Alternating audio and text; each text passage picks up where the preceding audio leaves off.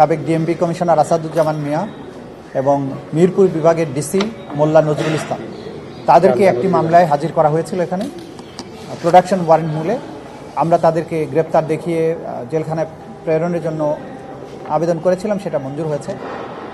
তাদের বিরুদ্ধে যে অভিযোগটা ছিল সেটা হচ্ছে 2016 সালের 25শে জুলাই কল্যাণপুরের জাহাজবাড়ি নামে একটা বাড়িতে 9 জন তরুণকে আটকে রেখে সেখানে সোয়াতের টিম সহ সিটিটিসির টিম সহ যে তাদেরকে বাসার মধ্যে গুলি করে হত্যা করে তাদেরকে জঙ্গি হত্যা করা হয়েছে বলে তারা প্রচার করে।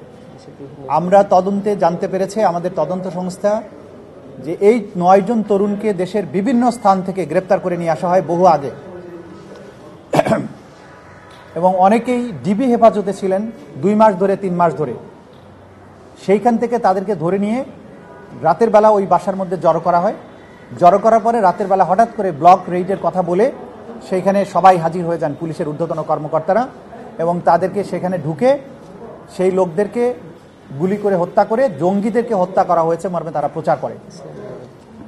সেই সময়ে তাদের এই জঙ্গি নাটকগুলো একটা নিত্য নৈমিত্তিক ব্যাপার হয়ে দাঁড়িয়েছিল। যারা ইসলামিক ভাবাপন্ন জনগোষ্ঠী বাংলাদেশের, তাদের মধ্যে প্রকৃত অপরাধী কেউ থাকতেও পারে, সেটা ভিন্ন কথা, কিন্তু সাধারণভাবে একটা ভয়ের সংস্কৃতি চালু করার জন্যে যারাই একটু ইসলামিক ভাবধারার মধ্যে ছিল তাদেরকে এইভাবে জঙ্গি নাম দিয়ে ধরে নিয়ে গিয়ে বিভিন্ন জায়গায় হত্যা করে।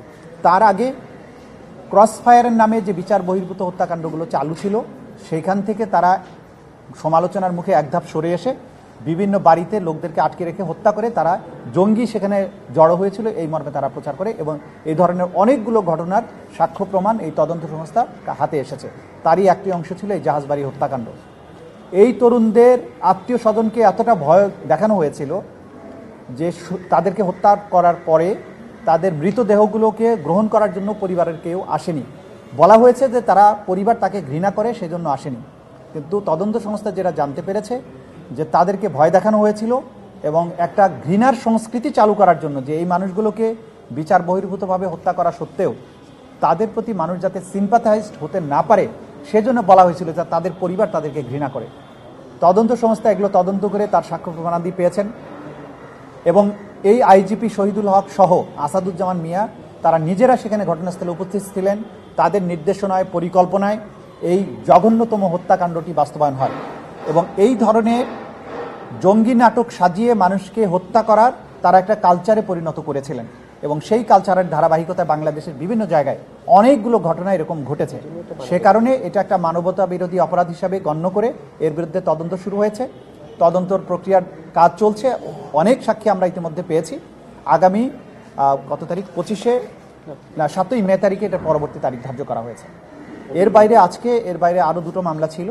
একটা হচ্ছে বনশ্রীতে যে কার্নিশে ঝুলে থাকা এক তরুণকে 6টা গুলি করা হয়েছিল, সেই মামলায় চঞ্চল এবং আরেকজন এখানকার এডিসি ছিল রাজন, তাকে হাজির করা হয়েছিল। সেই মামলাটি তদন্ত প্রায় শেষ পর্যায়ে, এটা ড্রাফট রিপোর্টও এসে গেছে, কিন্তু এটার ফাইনাল রিপোর্ট দেওয়ার জন্য আমরা আরও 1 মাস সময় চেয়েছি, আদালত সেটা মঞ্জুর করেছেন। আরেকটা হচ্ছে মিরপুরের যে হত্যাকাণ্ড হয়েছিল সেখানে মাত্র একজন আসামি গ্রেপ্তার আছে, তাকে হাজির করা হয়েছিল। সেখানে আরও বিস্তৃত পরিসরে তদন্ত দরকার, সেজন্য 3 মাস সময় চাওয়া হয়েছে, আদালত সেটা মঞ্জুর করেছেন। এটা ছিল মোটা দাগে আজকের প্রশ্ন। না, কোনো হতাশা নেই, তিনি হতাশার কথা বলেননি। তিনি যেটা বলেছেন যে এত বড় তদন্ত, মানে এত বড় অপরাধ হয়েছে, এত মানুষ মারা গিয়েছে, মাত্র 100 কতজনকে আপনারা গ্রেপ্তার করেছেন, সেটা তো যথেষ্ট নয় বলে তারা মনে করছেন। তা আমরা যেটা জানিয়েছি যে আমরা তো মানবতা বিরোধী অপরাধের ক্ষেত্রে প্রথমেই হাজার হাজার মানুষকে আমরা গ্রেপ্তার করতে চাইনি। আমরা তদন্তের মাধ্যমে প্রথমে তো মাস্টার মাইন্ডদেরকে বের করার চেষ্টা করছি, এবং সরাসরি যারা সম্পৃক্ত গ্রাউন্ডে ছিল সেগুলোকে আগে আইডেন্টিফাই করা হচ্ছে, এবং ক্রমান্বয়ে এর সাথে যারা জড়িত ছিলেন তাদেরকে আইডেন্টিফাই করা হবে। এটা আমরা আদালতকে জানিয়েছি। কারণ ক্রাইমস অ্যাগেনস্ট হিউম্যানিটিতে আমরা যদি যাত্রাবাড়িতে একসাথে 500 পুলিশকে অ্যারেস্ট করি তাহলে ক্রাইমস অ্যাগেনস্ট হিউম্যানিটির তদন্তটা প্র্যাকটিক্যাল না। আমাদেরকে আগে মাস্টার মাইন্ডদেরকে বের করতে হবে, তারপরে যারা গ্রাউন্ডের দায়িত্ব প্রাপ্ত ছিল, যারা মেইনলি অফেন্সগুলো করেছে সেগুলোকে আমরা ধরবো। এবং আমরা বারবারই বলেছি যে এটা প্র্যাকটিক্যাল না যে বাংলাদেশের সব পুলিশের বিচার আপনি করতে পারবেন। সেই ক্ষেত্রে আমাদেরকে মেইন পারপিট্রেটরকে আইডেন্টিফাই করে সেভাবে আমরা অগ্রসর হচ্ছি, সেটা আমরা আদালতকে জানিয়েছি। আদালত একটা জিনিস জানতে চেয়েছেন যে তদন্ত সংস্থা আছে তাদের সেই সক্ষমতা যা আছে সেটা যথেষ্ট কিনা, নাকি এটা আপনারা বাড়ানোর চিন্তা করছেন, সেটাও আমরা জানিয়েছি যে জনবল বাড়ানোর জন্য সরকার ভাবছেন, তদন্ত সংস্থার ব্যাপৃতি বাড়ানোর জন্য কাজ চলছে। ইভেন ট্রাইব্যুনালও সংখ্যা বাড়ানোর জন্য সরকারের বিবেচনায় আছে। যেহেতু মামলার সংখ্যা বাড়ছে, আসামির সংখ্যা বাড়ছে, ন্যায় বিচার দ্রুততম সময়ের মধ্যে করার ব্যাপারে সরকারই এটা ভাবছেন যে এই ট্রাইব্যুনালের ব্যাপ্তিটা বাড়াবেন। এটা আমরা আদালতকে জানিয়েছি। সরকারই চিন্তাভাবনা করছেন। ডেফিনেটলি সরকার যখন কোনো পরিকল্পনা করবেন আমাদের সাথে তো আলোচনা করবেনই, এবং আমরা এই ব্যাপারে পজিটিভ মতামত দিচ্ছি যাতে করে ট্রাইব্যুনাল অন্তত দ্বিতীয় ট্রাইব্যুনাল এখানে হয়, সে ব্যাপারে আমাদের পজিটিভ মতামত রয়েছে। সব বিষয়ে তো আমরা অ্যাড্রেস করতে পারবো না। শহীদ পরিবারের অধিকার আছে, তারা দাবি করবেন, বিচার চাইবেন, আসামিদের গ্রেপ্তার চাইবেন, খুবই স্বাভাবিক। সুতরাং তারা তাদের গণতান্ত্রিক অধিকারের জায়গা থেকে, তারা তাদের বেদনার জায়গা থেকে দাবি জানাবেন, এটা নিয়ে কোনো সমস্যা নেই, দাবি জানাতেই পারেন। কিন্তু আন্তর্জাতিক অপরাধ ট্রাইব্যুনাল কাজ করবে তার আইনের নিজস্ব কাঠামোর মধ্য দিয়ে, আইনের নিজস্ব প্রক্রিয়া অনুসরণ করে। আমরা যেমন দ্রুততম সময়ের মধ্যে মানুষকে ধরে এনেই তো এখানে, এটা তো মব জাস্টিস না যে আমি চাইলাম ধরে নিয়ে আসলাম, বা অথবা ম্যাজিস্ট্রেটরা যেটা করে ওই কি বলে এটা মোবাইল কোর্ট, এটা তাৎক্ষণিক বিচার তো এটা না। এটা ক্রাইমস অ্যাগেনস্ট হিউম্যানিটি, জটিলতম অপরাধ, জটিলতম তদন্ত পদ্ধতি, বিচারের পদ্ধতি, সেটাকে আন্তর্জাতিক স্ট্যান্ডার্ড অনুযায়ী করতে হবে।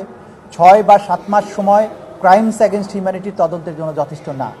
তারপরেও বাংলাদেশের বাস্তবতায় সময়ের চাহিদা অনুযায়ী দিনরাত পরিশ্রম করে 4-5টা মামলার তদন্ত শেষ করা হয়েছে। একটা তদন্ত রিপোর্ট আমরা ইতিমধ্যে হাতে পেয়েছি, আর বাকিগুলো ঈদের পরপরই আমরা পাবো। তদন্ত রিপোর্ট পাওয়ার পরপরই আনুষ্ঠানিক বিচারের যাত্রাটাও শুরু হবে। আমাদের দিক থেকে আমরা সর্বোচ্চটা করছি। দাবি যারা জানাবেন তারাও দাবি জানাবেন, আমাদের কোনো সমস্যা নাই, আমরা তাতে কোনো চাপ অনুভব করি না। তাদের গণতান্ত্রিক দাবি তারা জানাবেন, তাদের বিচার প্রাপ্তির অধিকার আছে তারা জানাবেন। আর আমরা যেটা করব, আইনের কাঠামোর মধ্যে থেকে আন্তর্জাতিক এবং দেশীয় স্ট্যান্ডার্ড মেনটেন করে ন্যায় বিচার নিশ্চিত করার জন্য যতটুকু সময় দরকার সেটা আমরা নেব, যতটুকু প্রসিডিওর মেনটেন করা দরকার সেটা আমরা করব। আমরা কোনো চাপ অনুভব করি না।